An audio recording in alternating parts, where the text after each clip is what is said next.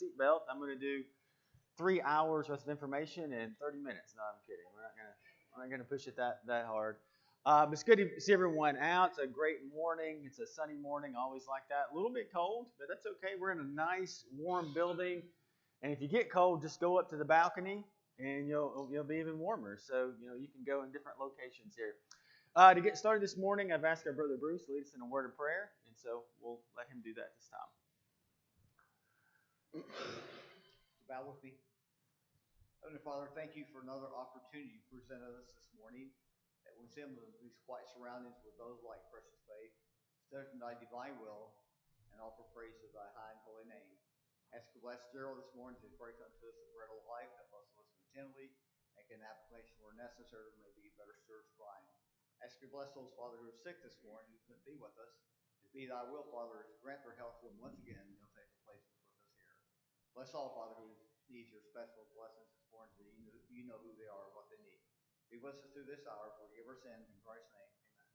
Amen. Amen. Thanks, Bruce. Okay, so we're going to have a lot to cover this morning, and we're going to start, and we're not going to spend a lot of time here, but I did want to go back. We didn't get to cover it. We had a lot of verses to cover in those last two classes. It's the most of any class, so we moved quite through that real well, but let's just look at it real quick. And these verses line up with what I'm teaching about this morning, so let's read those real quick. So Paul here begins talking about what he's gone through. And he says here in verse 23, are there servants of Christ? I speak as if insane.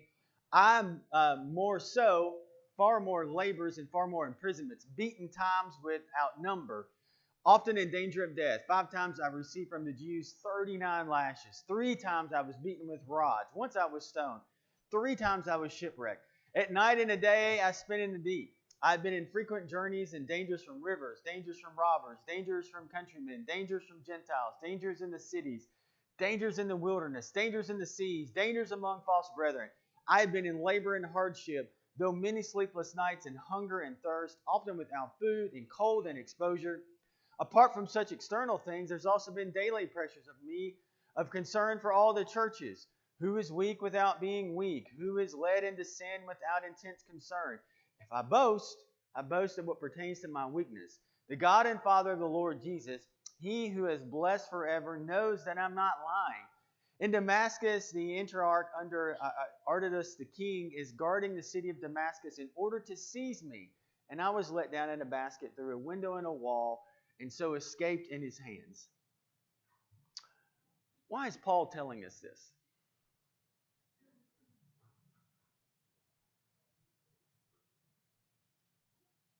To say, hey, I'm pretty awesome? Is that why he's doing it? All right.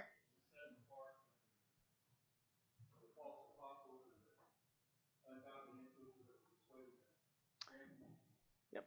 These false apostles are just, they're good talkers.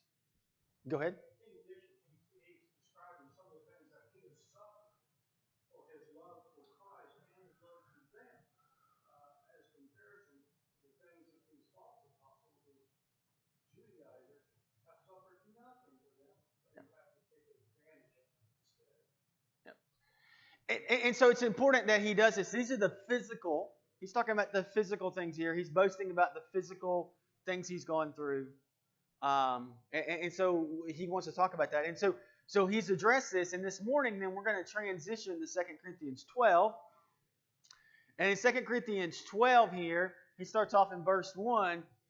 Boasting is necessary, though it is not profitable. But I will go on to visions and revelations of the Lord. I find this to be an interesting verse, kind of a weird transition, especially the visions and revelations of the Lord. Is boasting necessary? Or is it necessary to boast? He's not defending his apostle, because he really wasn't boasting. I never liked that term there. He was simply laying out history of what he had done in order to serve the Lord. Okay. Anybody else? I think he's making it clear to him, if you're going to serve as a Christian, really serve as a Christian, you're going to have some suffering that's going to go along with serving as a Christian. Yeah. Yeah, absolutely. And maybe the way we use the word boast is probably not. I don't think he's using the word boast the way we use the word boast. The translation is the word boast. Um, Maybe he's laying out his resume. Maybe that's better. Maybe that's a better term. But he's pointing out the difference between him and Christians and these false apostles and those who aren't there. And so he's saying, I'm doing it. It's not profitable to do it sometimes because people. What do people think when you start laying out your resume? You're bragging that you're awesome. That you're trying to lay something out.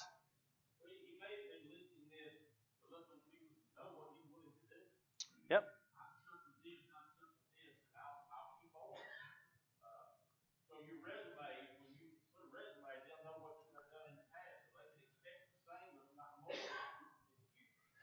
Yeah, so I'm in the middle of work. I'm in the middle of hiring. This year I've hired 6 people. So I've looked at a lot of resumes. And I got to start doing reviews on 8 people. And we do self-reviews at work. So I tell my people, this is the time you brag on yourself in your self-reviews because it's your permanent record, and I've got to do a review on you, so I need to know everything that you think you've done well this year. In a resume, if you're selling yourself, you got to tell me, I don't know. All I know is what you tell me. I meet you for 30 minutes, and I decide to make it to the second round or not. You need to be able to tell me that. And I think Paul here is telling these people, this is what I've gone through for Christ's sake. This is what I'm telling you. Look at these other people maybe. See what they've gone through. See what they're willing to go through. And I think that's why I asked this question, why is Paul boasting? I think that is why he's trying to explain to them what he's there. But then he says, it's not profitable though. And it's not profitable because at the end of the day, either people know you and they know what you've done and they know that, or they reject it or don't know. And so sometimes you don't have to continuously do that. I thought about this right here. Experience is the teacher of all things. Based on Paul's experiences, what do we know about Paul?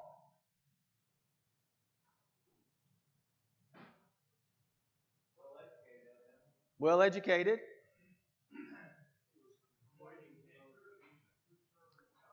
He's a true servant of God, completely devoted.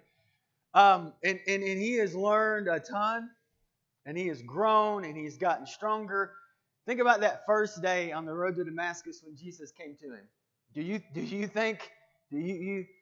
Now, some would say he was just as dedicated before, just in the wrong way. And maybe that was the case. But he's had a lot of new experiences. He has suffered in a way that he never had to suffer in that previous role. I think that's interesting. I always tell people about life and experience. Sometimes you'll meet older people, and I do a lot of construction or I do various things, and I love asking people about certain situations because they've had experiences. They can help me. For instance, if you have a fireplace leaking, I'm your guy. Now you're probably saying, now you're boasting. Why I'm your guy? Because for 4 years and thousands of dollars, I could not get one fixed. It leaked and leaked and leaked. I've had 4 or 5 people. I've been up on lifts. I have done everything. Ultimately, it cost $50 to fix it.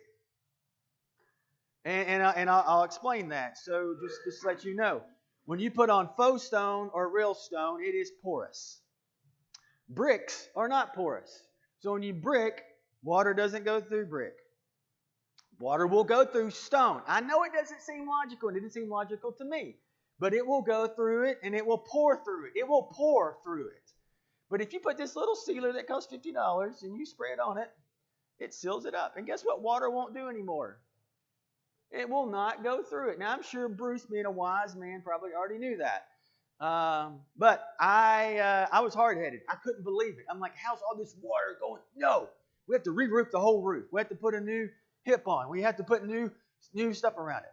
So experience teaches us things. And so Paul is laying out this saying, this is what I've gone through. Can you imagine people who are being persecuted and see Paul's resume and they're like, man, I haven't had it that bad yet. Goodness, Paul has really had it bad. And so I think in that way, Paul is laying out to them. And how about when you read it today? When you read what Paul's gone through, does that encourage you?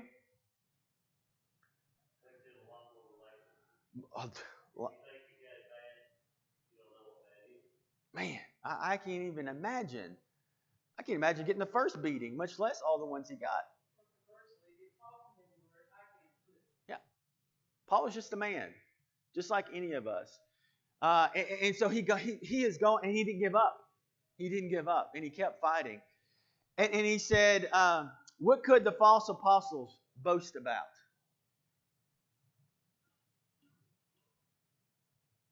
They could speak well. Yeah. And I've seen people in my own work.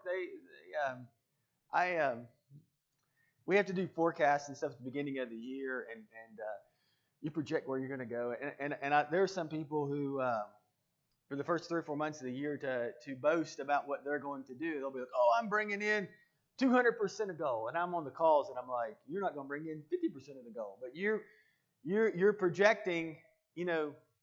And the good thing about my job, it doesn't matter what you say, because come December 31st, which is coming real quick, it doesn't, what they call the roosters coming home to roost. We're all going to know where we're going to be at.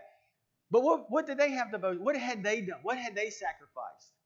We don't see anything in the text that says that they've done anything. And clearly, we know people like that, when the road gets rough, what do? They exit and they get off and they're out of here. And I think Paul's doing that. Mike, you want to? Okay, good. I thought you were up here, Steph.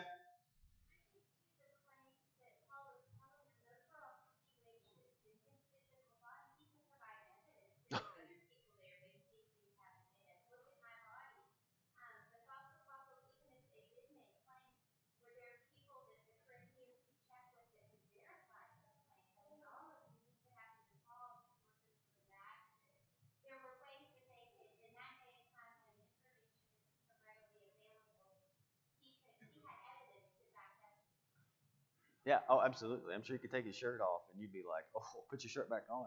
I mean, it'd make you cry probably, when you see that.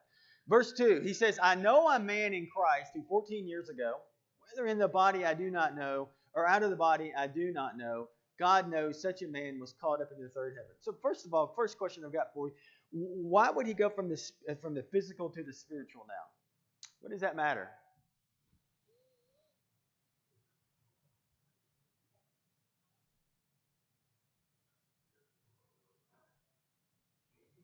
Anyone? He's building credentials. It's building that resume. Not only am I doing all this physical stuff I can show you, but unlike these false apostles, I have a relationship with God, and they don't. As a matter of fact, let me tell you about my relationship with God. And he begins to talk about this. Now, there's debate about why he says, "I know a man," instead of saying "the man" or "me" or "I." There's lots of debate about that, and we're gonna jump into it real quick. But was caught up into the third heaven. So it's interesting. You guys hear about AI, right? We sell AI at work, whatever AI is, right? I always think of the Terminator movies in the 80s. AI is going to take over the world. But AI says that Paul here is talking about John, who 14 years before Paul shared this experience had been given an initial part of Revelation. At that time, though, even 14 years later, Paul shared about it. Now, I know my dad always talked about John going to the third heaven. Maybe. Revelation 4, John does talk about, "In these things I looked, and behold, a door standing open in heaven, and first a voice which I had heard, like the sound of the trumpet, said to me, 'Come up here, and I'll show you.'" And so we know John had some vision where he went and how that explains that. I'm not real sure. But we do. Revelation, we know John had an experience of some sort. The interesting thing is date of Revelation, whether you take the early date, which is before 87, which is the view I take. I could be wrong, though. Or you take a late date, which is 96, which would be a later date, which could be the view of that. Either way is interesting. There's a side note. I'm going to do a tangent. My wife's going to laugh at this. but I get fixated on historical things at different times in my life. And so I've been fixated on Pompeii, and I've been reading everything I know about Pompeii. It's interesting that Revelation doesn't talk about Pompeii. Pompeii would have been an historical event that people in around the 70 AD would have been talking about like you would not believe. I mean, it destroyed an entire city in Rome, in Italy. I mean, in Italy, not in Rome, but in Italy. And it would have been massive, this massive event. Anyway, Revelation doesn't mention that, which gives another reason for the early date. But anyway, neither here nor there. Date of 2 Corinthians, it's probably dated around 55 AD. So I'm not sure when John had this experience, but it seems like it was a little later in his life. And the dates, it'd be hard for the dates to line up. Don't know, just posing that to you there. AI also tells us, AI contradicts itself depending on which AI engine you use. And it says, oh no, it's Paul. Paul was caught up in the third heaven. And he was definitely the person, and he just didn't want to boast about himself. A real person named Matthew Henry said, absolutely, it's Paul. And that's who is there. So I would lean toward Paul if I had to pick something, but since the text doesn't say 100%, I wouldn't go any further than leaning on that.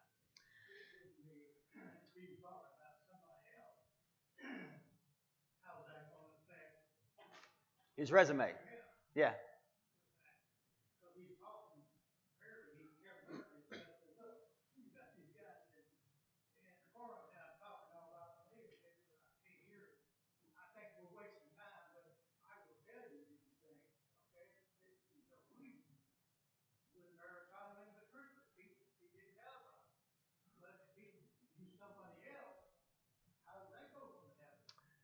Yep. Yeah, and so I think he's trying to do this without boasting even further to try to say that. One other thing to add to that is he talks about the thorn of the flesh later on, which was given, he said, to keep him from boasting about all these revelations in verse 7. You see what I'm saying? Yeah. That's how he interpreted that. Yeah. He had supreme advantage of being allowed to see paradise, but he became too arrogant. Right. Yeah, absolutely. Yeah, I think that's right. Yeah. Oh yeah, the road to Damascus too.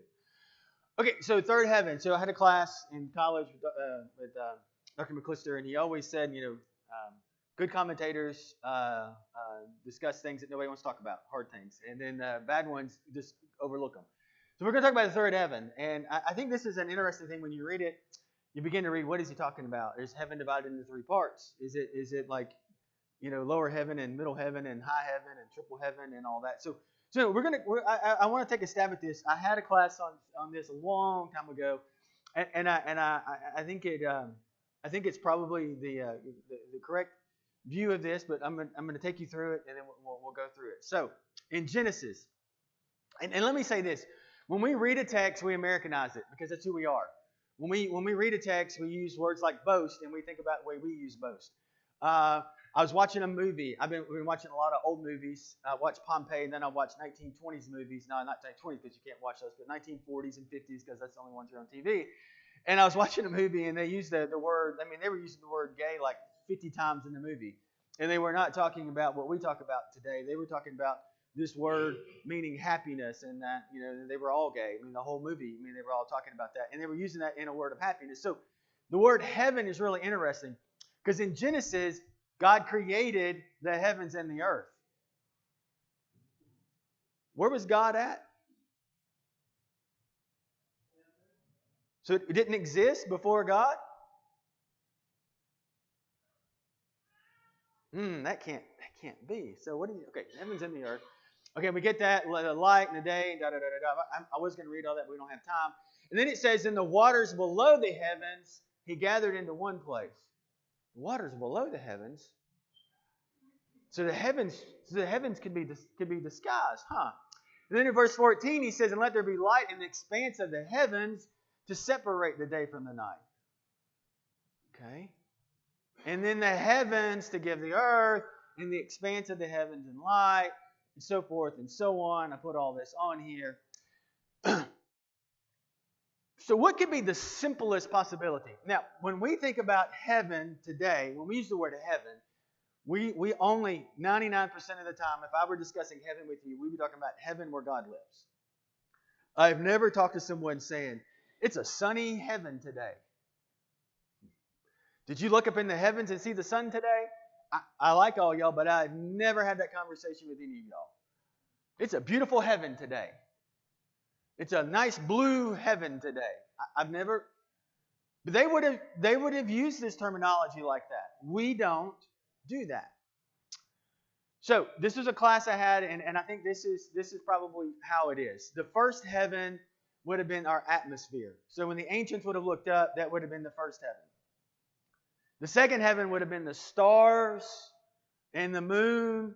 And that would have been the second heaven. The third heaven would have been where God is at.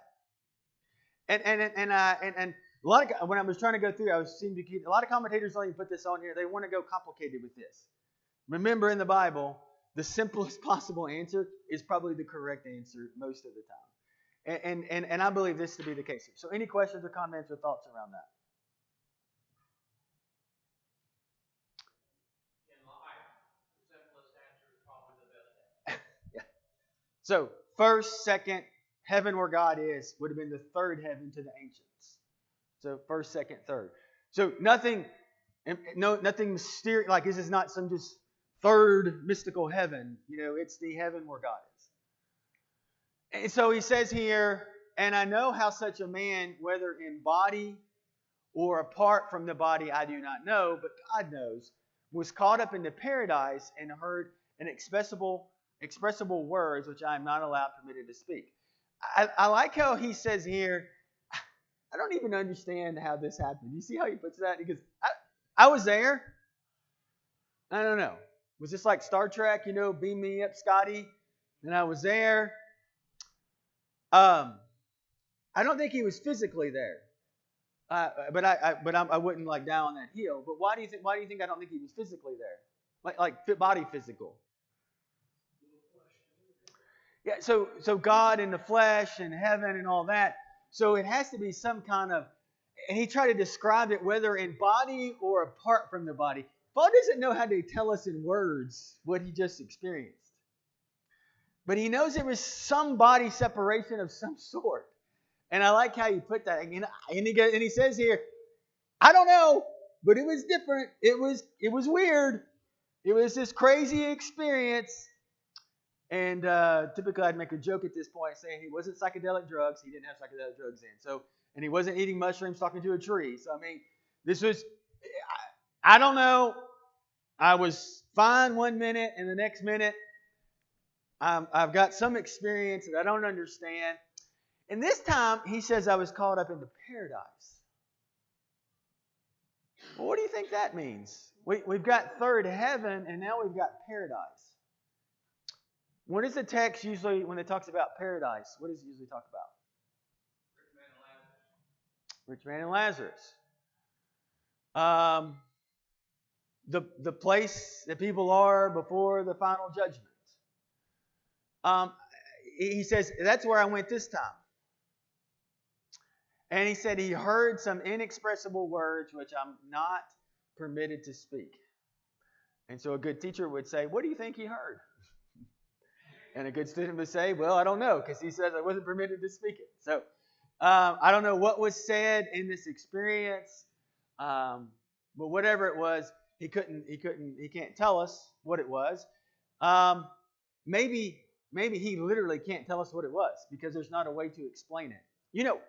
Heaven can't really be explained to you. Do you realize that? We have to use earthly things to describe an amazing spiritual place. We do not have words to describe what it is. We try, streets of gold, because that's the most crazy thing we could think of to do something would be pave the street with gold. I have to admit, limestone is almost gold now. That's ground up in gravel. Just you wondering what it looks like, but it's getting real close in price. But this place, there are things there that cannot be explained. And maybe that's it. I heard that, or I can't speak it. I'm not allowed to speak it, or maybe I don't know how to speak it. So anyway, any thoughts about verse 3?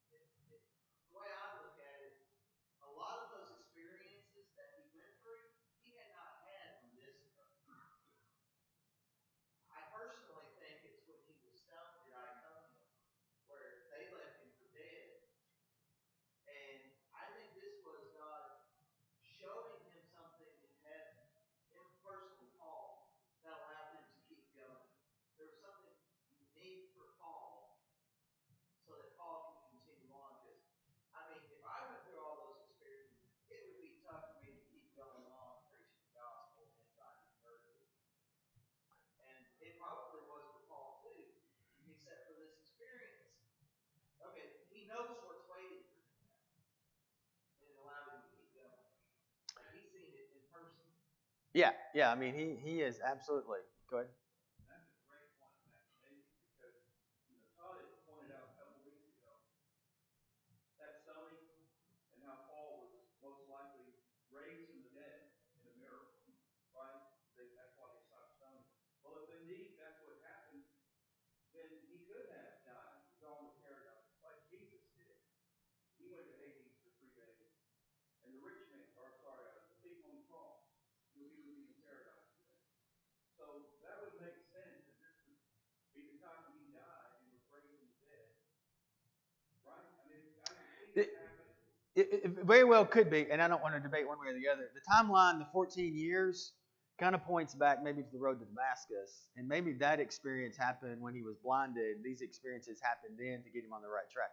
But I would not debate that either way. But the 14 years, because he's 14. He's if you take all the missionary journeys and you put the date on it, I don't know. He doesn't tell us, so I'm not going to get up here and tell you one way or the other. We do have the 14 years though, and I forget how long each missionary journey was, but I'm not going. My brain's hurting right now, so I'm not even going to add that up in my head right now. But anyway, but yeah, it could be any of those. Whatever it was an encouraging experience. We know over and over in the book of Acts, Paul was being guided by visions given to him by the Lord. Absolutely, absolutely, excellent. In verse 5, on behalf of such a man I will boast, but on my own behalf I will not boast except regard to my weakness. And I think Paul tells you why he didn't say for sure it was him. Which anybody probably reading this would know that it was him. But he doesn't want to specifically put his name and say that because he just says here, I I'm not going to do that. And now I'm going to talk about my weaknesses, is what he tells us here, and then we're gonna go through that. And it's interesting. I think Paul had daily battles every day he woke up. I think Paul woke up every morning probably feeling bad for things he'd done in the past. I think Paul woke up every morning thinking it's the day that I'm going to get killed. I think Paul woke up every morning thinking, I have so much I need to do before my last day on this earth. I think Paul woke up every morning thinking about all the people he had baptized and the churches and the things that were going on. And I think Paul just had so much on his mind that he was trying to accomplish. And so it's an amazing thing here. And he's trying to stay humble in every way he can. And then he begins to talk about that here in this next section about his weaknesses and being humble. And in verse 6 he says, for I do not wish to boast, I will not be foolish, for I will be speaking the truth, but I refrain from this, so that no one will credit me with more than he sees in me or hears from me. And what's Paul saying there?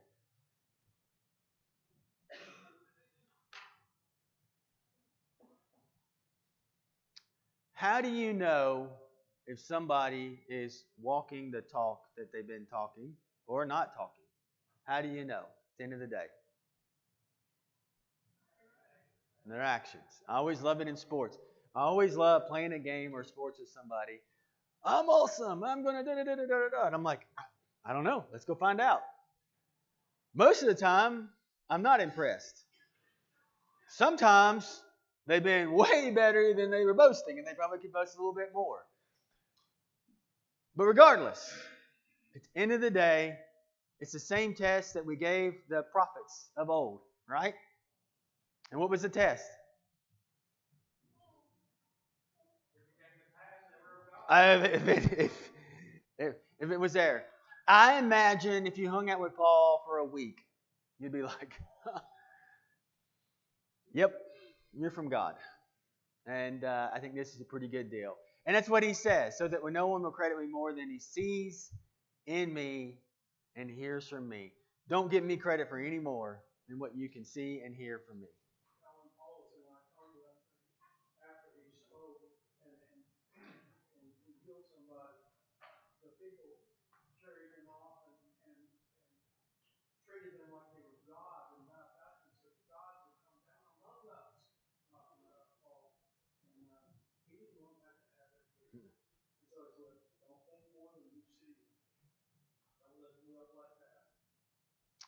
And it's funny, we're going to transition here. This is the last verse I have, and we got about 30 seconds. But it's interesting here that Paul's going to tell you all those things. And most people, and I don't have Facebook, but most people on Facebook will tell you all the amazing things in their life. What I hear, because I never get on there and never even look, I don't know. But I had a great meal today. Here's what it looks like. I had a great meal last night. This is what it looks like. And that's it. It's the Facebook life. It's the Facebook image of where you're at. Rarely did they go on there and say, this was a horrible meal I ate last night. Look at this one. And this was terrible. And this made me sick. And this is what I looked like after I ate that meal. They usually don't put those pictures on there. Paul's about to do that. Paul's going to give you all the things he's gone through. He's going to tell you about his relationship with God. And then he's going to say, but I have some problems though. And these problems keep me humble every single day. And I'm going to tell you about those and talk about those. Any final comments or questions? All right, I'll see you guys on Wednesday. Thank you.